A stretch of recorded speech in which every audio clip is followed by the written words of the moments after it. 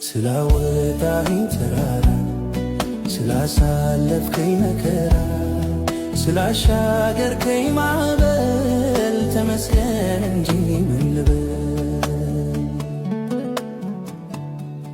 ለማለፍ ሩቅ የሆነ ተስፋዬን ያመነመነ ይወጋኝ በነጋ ተባ አላውቅም የት እንደገባ። ስላወጣኸኝ ተራራ ስላሳለፍከኝ መከራ ስላሻገርከኝ ማዕበል ተመስገን እንጂ ምን ልበል። ስላወጣኸኝ ተራራ ስላሳለፍከኝ መከራ ስላሻገርከኝ ማዕበል ተመስገን እንጂ ምን ልበል።